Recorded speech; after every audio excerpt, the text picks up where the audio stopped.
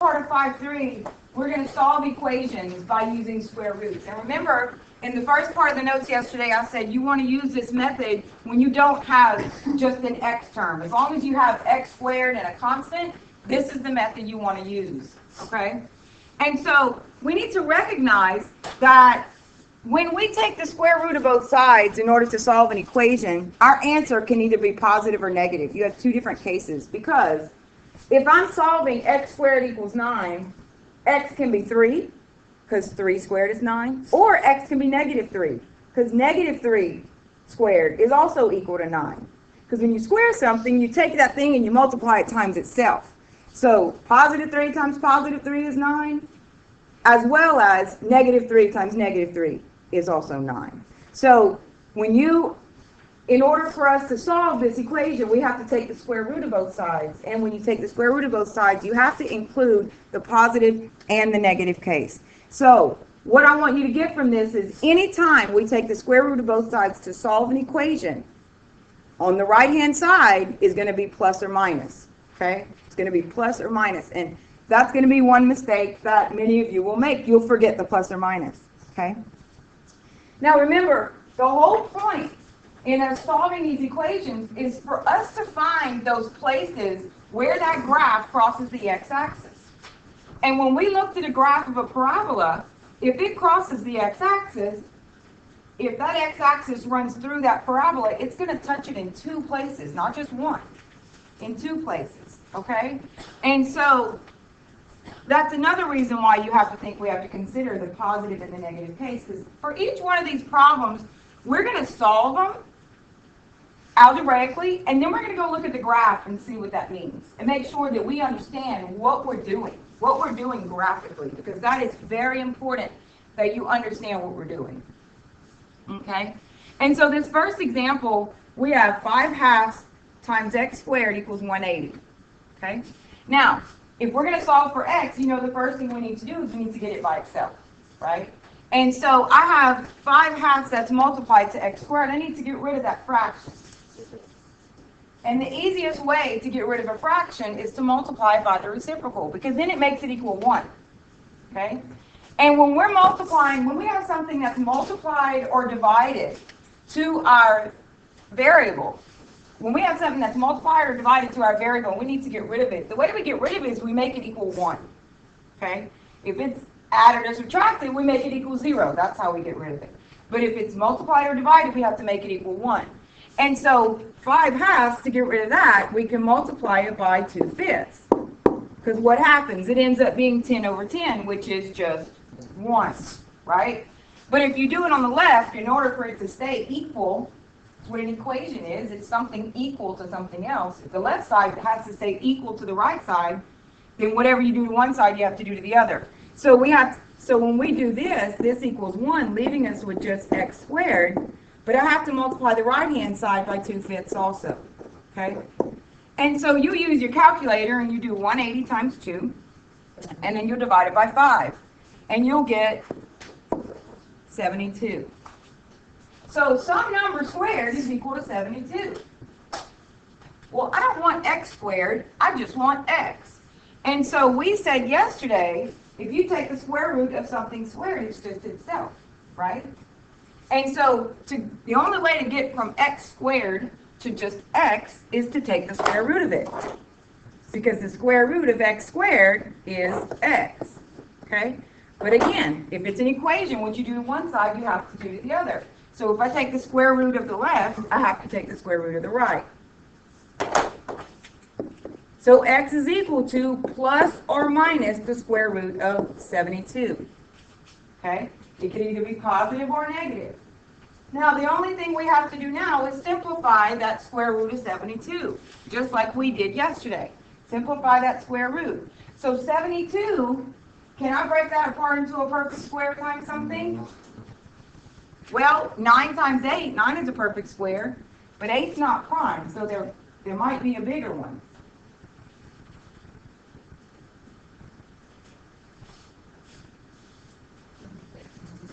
Can we think of a bigger perfect square that's a factor of 72? 36 and 2. 36 is a perfect square, right? 36 times 2 is 72. And so I can break this apart into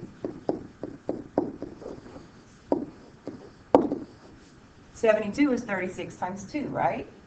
What's the square root of 36? 6. So x is equal to plus or minus 6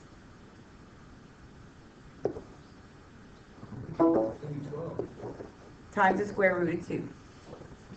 Okay? Yes. Got it? 6 times 6 is 36. So, what did we find? 6 times the square root of 2, positive 6 times the square root of 2, and negative 6 times the square root of 2. That should be the places on the graph where that graph crosses the x-axis. That should be our solutions. They're called the roots. They're called the zeros. That's all the same thing. They say, what are the zeros? And they give you this equation. That means solve it for x. Yes? So what would be the coordinates? Okay, so take your calculator and let's actually figure out what the decimal answers would be. So it's going to be 6 times the square root of 2. What is 6? Round it off to 2 decimal places after the, right as near as 100.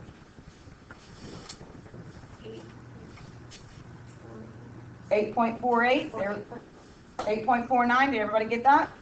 Okay, so x is equal to 8.49.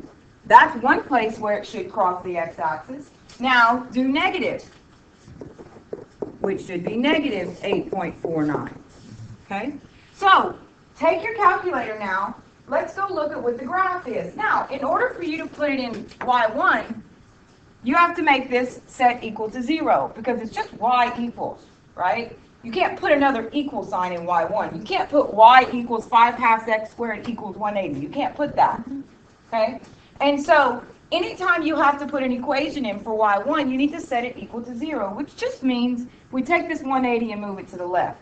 So when you take your calculator, in y1, you're going to put 5/2 x squared minus 180. Set it equal to 0. So that's setting it equal to 0. So put that in. You need to practice using that fraction button on your calculator. It's that alpha y1. Okay? Put that in your calculator. Okay. So again, we're just solving equations. This isn't anything new, right? This isn't any new process. We're just going to do the same thing. So we have to solve for x, and so we have to get x by itself. So the first thing I need to do is I need to do what? Add 76 to both sides, right? So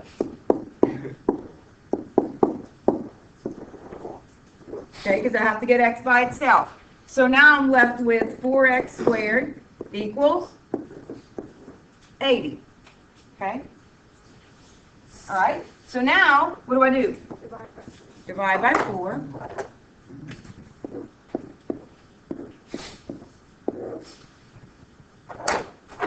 And then I end up with x squared equals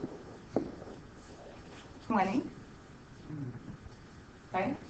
And once you end up with x squared equals something, now you can take the square root of both sides. Okay? So I'm going to take the square root of both sides. So x equals plus or minus the square root of 20.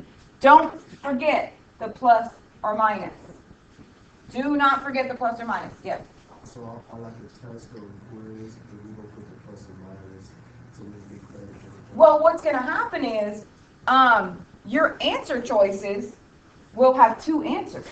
Oh, that's supposed to be confusing. Right. And so if you only have the positive square root of 20, you're missing the other one.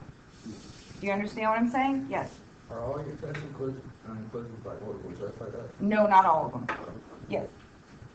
So, at like this point, we have to simplify. Yes. At this point, we have to simplify it. Very good.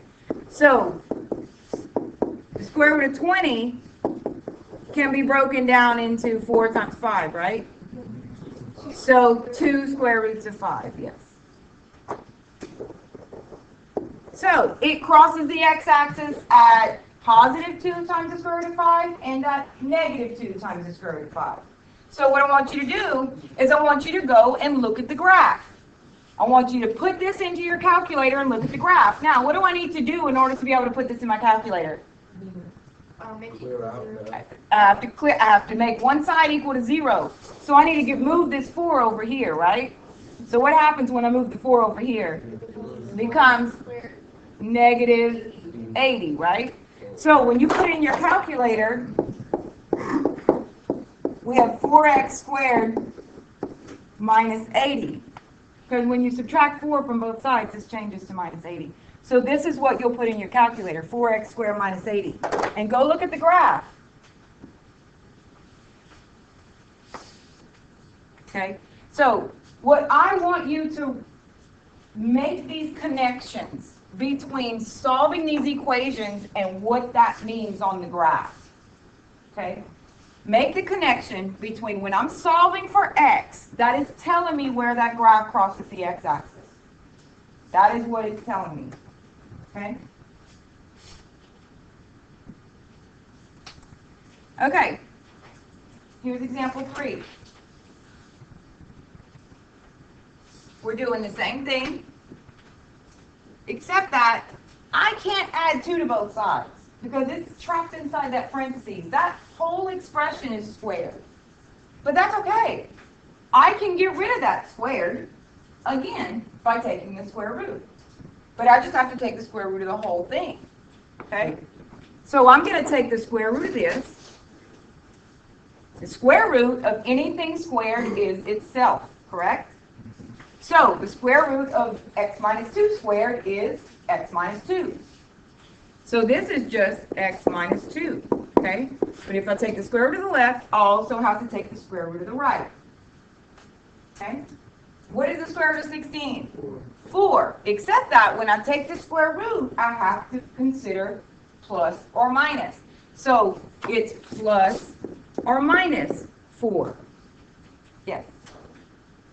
How come you wouldn't add the 2 before you squared it? Oh, never mind. You got it? Yeah. Because it's underneath those, it's in those parentheses, so you can't. Okay? And you don't want to expand this, x minus 2 times x minus 2, and use FOIL and expand it, because then you end up with a big, complicated mess. Yes? What is the 3 going? Oh, this is number 3. I'm sorry. Oh, Sorry about that. It looked like 3 times it. But if it had been 3 times it, we would have divided both sides by 3 first. If that would have been the case. Okay. All right. Okay. So now we have x minus 2 equals positive or negative 4. Okay. We treat this the same. We need x by itself, so we have to add 2 to both sides, right? Anytime you have plus or minus, you want to keep that in the middle. So when we add 2 to both sides, we end up with x equals 2 plus or minus 4. That means 2 plus 4 or 2 minus 4. so that would have to be 6. Yes. So x equals 2 plus 4 and x equals 2 minus 4. Those are our 2 answers. So x equals 6 and x equals negative 2. Those are the 2 points where that graph crosses the x-axis. Okay? In order to look at the graph, it has to be set equal to 0. So in order to look at the graph, you would have to move that 16 over to the left so that it would be set equal to 0. And when you move the 16 over to the left, it just becomes negative 16, right? So, in your calculator, if you wanted to put this in your calculator, your y1 would be x minus 2 squared minus 16. That is what you would put in as y1. Okay, in order to graph that and check those intercepts, and I want you to do that. When you're solving for x, you're finding the x-intercepts. Okay, so we have to add 40 to both sides first.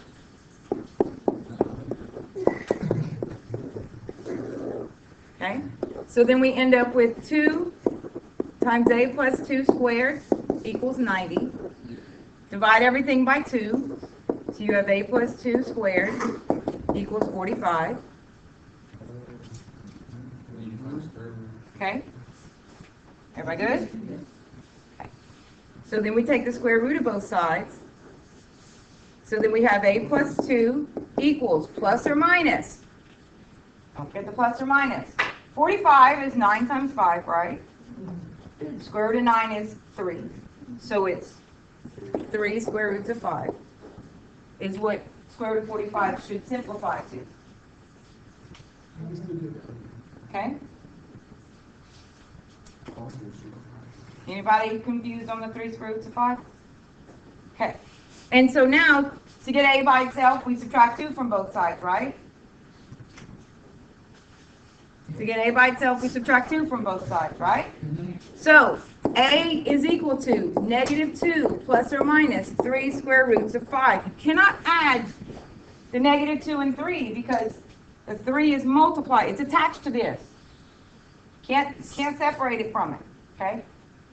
And so when you put this in your calculator, negative 2 plus 3 square roots of 5, you get a equals 4.71 approximately.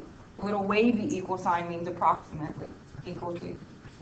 And then negative 2 minus 3 square roots of 5, a is approximately equal to negative 8.71. And would it be 8.71 because that's what I'm asking. Well, just when you in your calculator, when you put negative 2 minus 3 square roots of 5, that's what it gives you. So, what What's is the other one? I kept it as negative 2 plus minus the square root of 45, and I just, And you should have gotten the same answer. yeah, I did. Yes. So we don't have to simplify it? No, but like I said, if you have to pay attention to directions, if it's not a multiple choice test and it says simplify all radicals, then you need to make sure it's simplified. Okay? Or if it says put your answer in decimal form, then these answers are just fine. You don't need to go through and simplify. Okay? Good questions. Any other questions? Okay, the last problem is a word problem, and you will see these, okay? It's about an object being dropped from a certain height. If an object is dropped from a certain height, how long will it take to hit the ground? Or how long will it take to hit something that's 5 feet off the ground, okay? And the formula is always the same for gravity when an object is dropped, okay? The formula is h equals negative 16 t squared plus h sub 0. H sub 0 is just a different label for the height, and that's where it started, where the object started. How high were you when you dropped it? H sub 0 is your starting point, okay? This h right here is the final height. Where did it land? If it hit the ground, that's going to be 0 feet, okay? If it hits the ground, if you're dropping it and it hits the ground, this will be 0. Okay? T stands for time. How long did it take it to get there? Okay? So this is what your problem would say. A stuntman falls out of a window 100 feet above the ground. So the stuntman, where did he start? At 100 feet, right? A 30-foot long by 9-foot tall air cushion is there to break his fall. So he's going to land on a cushion that's 30 feet long, which is actually irrelevant in this problem. We don't care how long it is. But it's 9 foot tall. So where is he going to stop? At 9 feet. If he were going to hit the ground, he'd stop at 0, and that would be terrible. But he stops at 9 feet. Okay?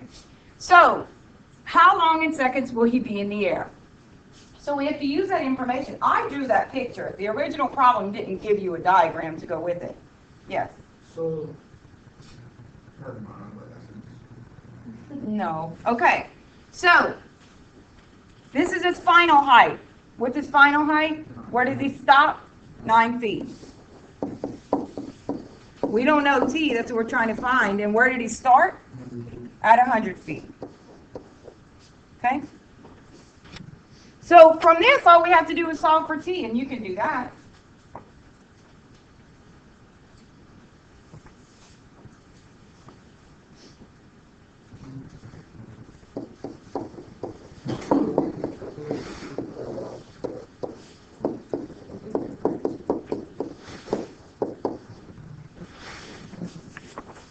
So you subtract 100 from both sides and you get negative 91 equals negative 16t squared. And we divide both sides by negative 16. Oh, Good. So we have t squared equals 91 over 16. That's positive, right? And so we take the square root of both sides. Now, we know when we take the square root of both sides, you have to consider the positive and negative case, right? But with these word problems, they're asking us to find time. Can time be negative? No. Okay? So you only have to consider the positive case. And we don't need to simplify 91 over 16 and all that because we want to know exactly how many seconds. So you would take your calculator and you do square root of 91 over 16. And if I round it off to the nearest hundred, that's approximately, what do I get? 2.4. Yeah, 2.4 seconds, or 2.38.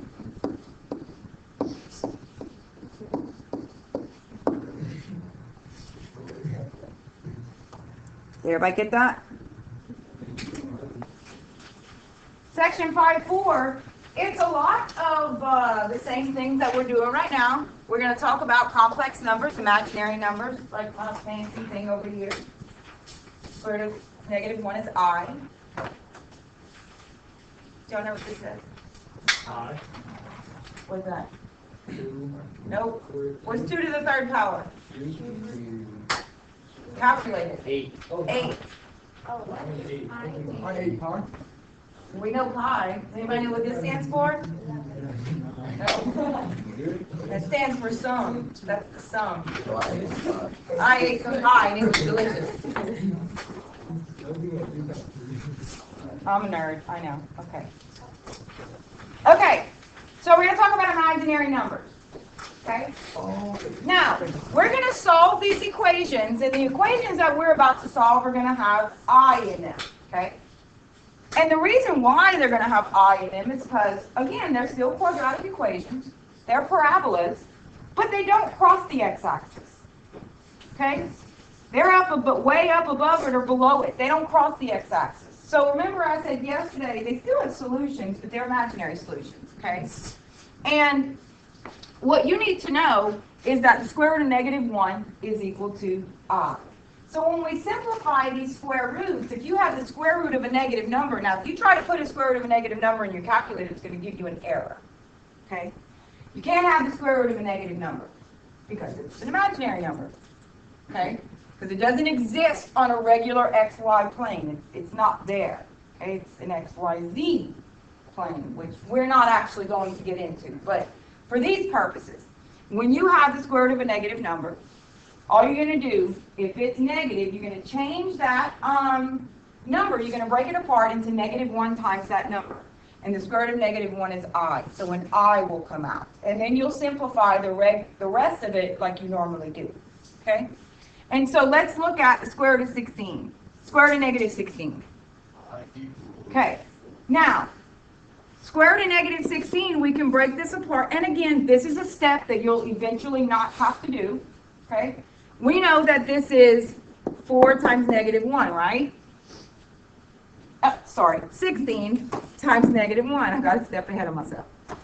16 times negative 1, right? Which is square root of 16 times the square root of negative 1, right? Square root of 16 is, and the square root of negative 1 is I. So this is 4I. So if it's negative underneath the square root, all it does is add an I to it. So whatever that square root would be. Okay?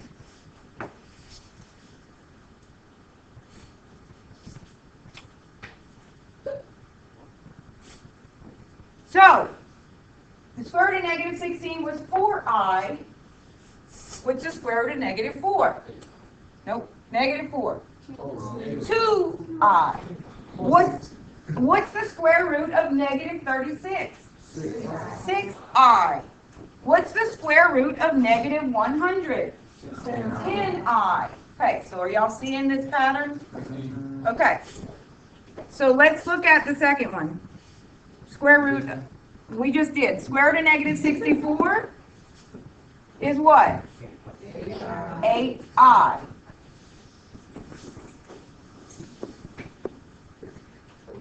Because that's the square root of 64 times negative 1, and the square root of negative 1 is I.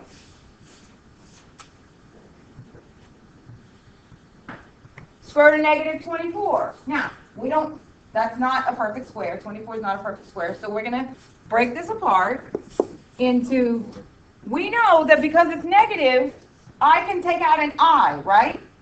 So that's I times the square root of 24.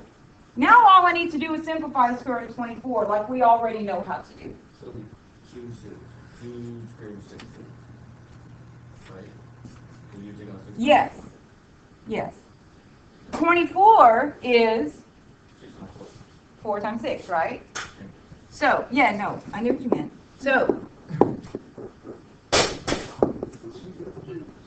So the square root of 4 is 2, right? So this can be written as 2i times the square root of 6, or you might see this as 2 times the square root of 6i. If either way is correct, but if you write it like this, make sure that whoever is reading your answer, namely me, that I doesn't look like it's underneath that square root. Make sure that I can see that it's not underneath that square root, okay? But either one of these answers are correct. It's 2 times I times the square root of 6, or 2 times the square root of 6 times I. When you're multiplying things, it doesn't matter if they're switched around, okay? The book, I believe the book puts the answers like this. Puts the I after it. Because generally you have your real number, then I. Okay? Real comes first, then imaginary. Any questions so far? Everybody good?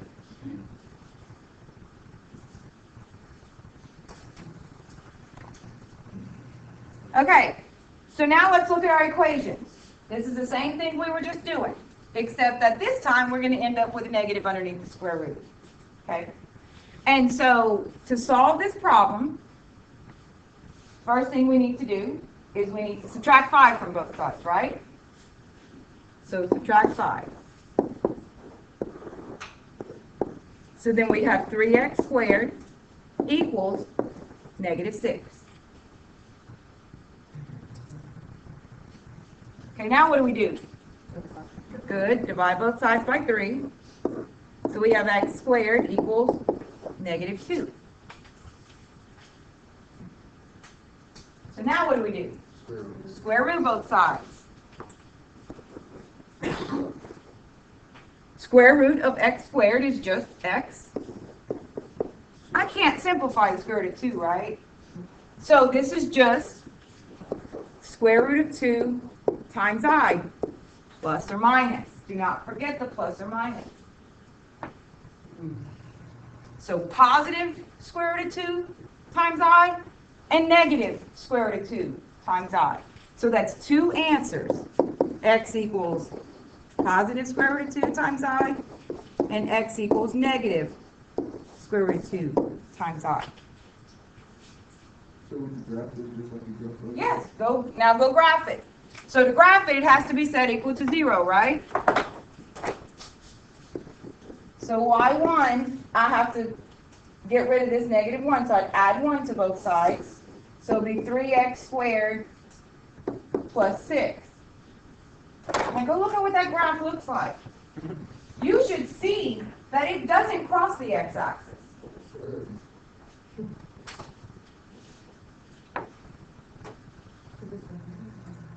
Because it's imaginary solutions. They're off in space. Okay, try that one. Okay. Rule number 1. Copy the problem down correctly. So 3x squared equals negative 36. I produced that. Good. So now we divide both sides by 3, and we get x squared equals negative 12. Oh, yeah. Okay? Square root of both sides. So x equals plus or minus square root of 12 times I. Now I simplify the square root of 12. 12 is 4 times 3, and the square root of 4 is 2. So the square root of 12 is 2 square roots of 3, right? So x equals plus or minus 2 square roots of 3 times I. So if you go look at that graph, you should see that it doesn't cross the x-axis. If it doesn't show it, then do zoom and go down to zoom fit. Oh, So how would you? I didn't know that. Okay, now, we have to do some calculations with I. Now, what you're going to do is you're going to use your calculator for this. Your calculator has an I button. It is right above the, next to the 0, right above the period, underneath the 2. Okay? So you're going to put this in your calculator, and it's going to give you the answer in I form. What you need to make sure is if there's a plus in between these two, don't forget to put that plus, because if you don't, it's going to multiply them. Okay?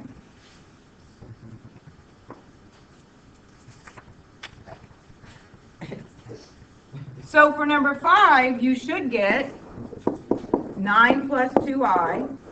Do that in your calculator, make sure you get that. And for number 6, you should get 54 minus 3i. Remember I said real number first, then imaginary number? Okay? When you have to write them as an expression, this is standard form. It's your real number plus or minus your imaginary number. Okay? It can't be the other way around. This is called a plus bi. That's called standard form with imaginary numbers. So do those in your calculator. Make sure you get those answers. If you do not get those answers, raise your hand so I can come and help you.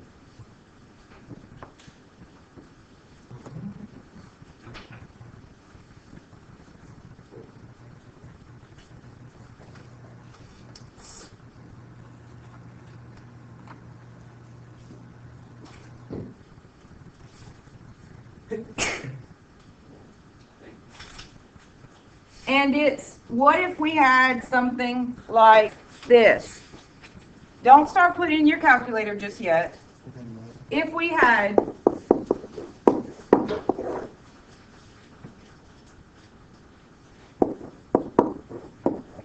okay, now, when we talked about square roots in the denominator, we said you can't have square roots in the denominator, right? You also can't have I in the denominator. So, there is a algebraic method to go about rationalizing this denominator, okay? But your calculator will do this for you. However, if you put this in your calculator using the fraction button, if you use the fraction button, as soon as you put this in your calculator, it's going to give you error when you go to try to calculate it. You can't use the fraction button because you can't have I in the denominator, so it won't calculate that for you. So if you put this in your calculator, you have to put it like this. You have to do it linear. 4 plus 3i divided by 6 minus 5i. Everybody do this right now. And there is going to be several people in this classroom that is going to forget that, and they're going to use the fraction button, and it's going to say error.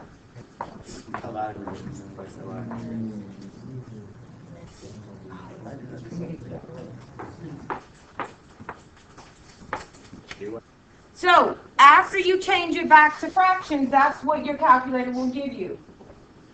A lot of times, the answer won't exactly be written like this. It'll be like this. 9 plus 38i over 61.